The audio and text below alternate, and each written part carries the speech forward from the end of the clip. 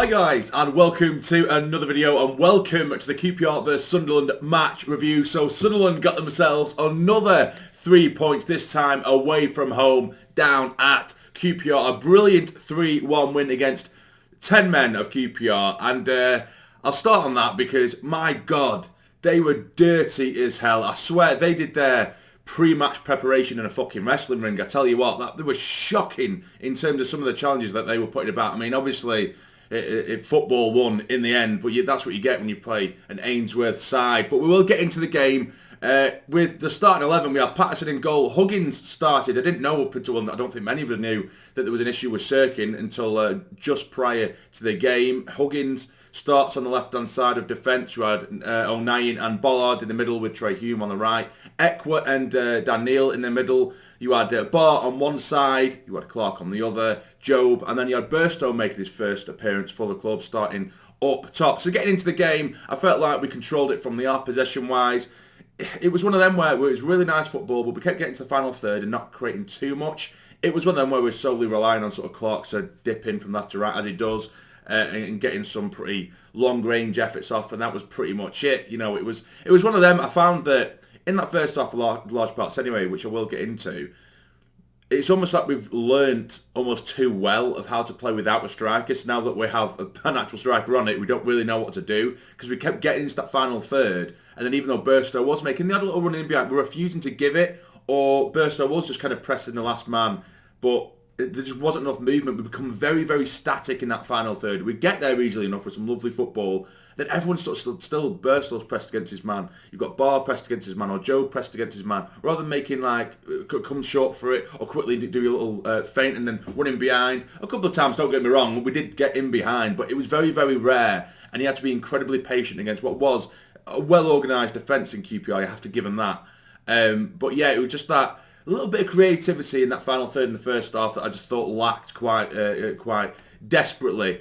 But yeah, so we're making little half chances here and there. It seemed relatively in control, but then they had to throw in on that right-hand side, launched the ball into the box, have recycled it to the edge, and I think it was Powell who hits it. Lovely, lovely finish. It has to be said. I would have preferred our players get out a lot quicker than we did, but on the edge of the box, he's put it into the bottom right-hand corner. No chance for Passo. A cracking finish. Absolutely cracking finish. Ekwa had to come off. I think it's a little niggle on the hamstring. Apparently it isn't too bad. Sirkin, from what I've heard, that could be a good few weeks, which is a massive, massive shame. Dak as well didn't start due to injury, or wasn't even on the bench due to injury, but he could be back in the next few days. But yeah, so we had Ekwa off, and then they obviously went 1-0 up. Then we had a goal disallowed. It was a lovely dinked ball over for Job, who heads it, sends the keeper the wrong way. Well, he sort of put it back across goal, should I say. Loops the keeper into the top corner. Looking back in the replay, he was absolutely, for me, just in line of the defender. He was just in line. You can see why it may have been given. It was incredibly close. But for me, I think it should have counted. It should have been 1-1 anyway. But Jack Colback, of course, the ginger little piss biscuit, he gets himself sent off. Now, the challenge was absolutely god-awful. Absolutely god-awful. And I don't understand how the hell Ainsworth he said in his post-match afterwards, saying that Joe made a meal of it and what have you. He's gone over him. He's gone right. He's high up. He's gone on for him. You can tell just by the players' reactions, how bad the challenge was. Referees give him a straight red. Good. Absolutely deserved. But then we're against 10 men. A lot of people look at it as, a lot of fans say, oh, well, it's 10 men, you should absolutely walk the game now. A lot of the time it can be harder, because when you get to 11, everyone, obviously it's 11 v 11, but you kind of have that attacking outlet there. So a lot of players commit forward more, but when it's 10 men, they're a lot more sort of rigid at the back, and a lot of teams just sit. And once you've got banks of players in front of you, there's only so much you can do. Whether you've got one more player than them or not, you have to be patient with it. And we did. And right in one of the last kicks of the first half, Clark, as we keep on saying, cuts in from left to right, hits it, takes a wicked deflection, beats the keeper. Perfect time to score, because that means going into the second half, they have to come out to play if they want anything. And at half time, we did change things. Huggins come off.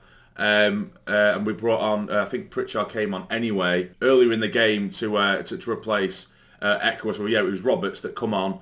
I may as well say, by the way, Pritchard is absolutely fantastic. I think it's a great piece of business to keep someone like him on, because there are times where, like I say, we do look a bit stale in that final third, but with Pritch, he really wants to play between the lines. He really wants to try and slide the striker in where everyone else is. It's always just kind of, you see everyone grouped on either wing, do you know what I mean, and playing around with it there, or cutting in from right to left or left to right, vice versa, which is all fair enough, but once you get figured out, sometimes you can become very, very predictable. But Pritchard is always trying to find that pass through the middle, which I love. Sometimes it don't come off, but you need to try and do that, because otherwise your strikers aren't going to get any service, and you can see he at least tried, and I appreciate that. But anyway, second half, yeah, Roberts does come on, and we've got 3 at the back at this point, with Huggins coming off, so you've got Trey Hume, 09 and Bollard. But what we do, and what we see with Trey Hume, is on the attack, he becomes almost a central midfielder. He tucks inside and then gets himself in the middle of the park, which is, it works, because it allows other players, i.e. like Job and Neil, to get forward, and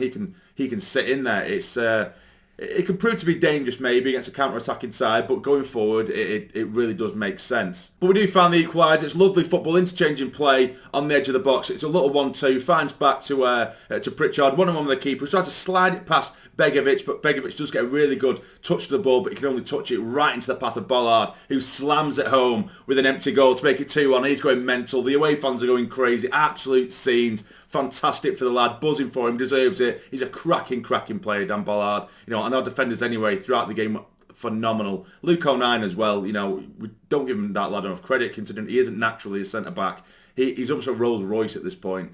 As a centre back, you know, he's decent on the ball. He reads the game so unbelievably well now. He knows when to come for the ball, when to draw back and be a little bit more patient instead of throwing yourself into a challenge, when he used to be really bad for that. He used to be awful, if you remember, in the League One days. He was awful at trying to overcommit himself to challenges, not just necessarily foul players, but he'd overcommit, and if the ball's not past him, then we're screwed. But he's very conscious of who he's up against. If it's someone who's got a bit of pace, he'll give them that little yard so then he can get there before him. He's very intelligent, is what I'm saying.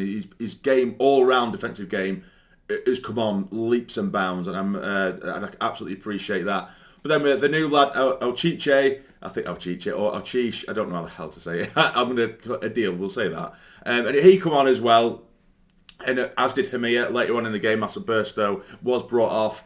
But with the third goal, absolutely fantastic. The new lad, he does take it down the left-hand side, inch perfect cross, falls to the bar on the sort of half volley, and he slams it into the roof of the net. Absolutely brilliant. Makes it 3-1, kills the game completely dead. What a finish it was. And to be fair, for the last few months of the game, they did actually make a few chances, but I think we kind of let our foot off the gas a little bit.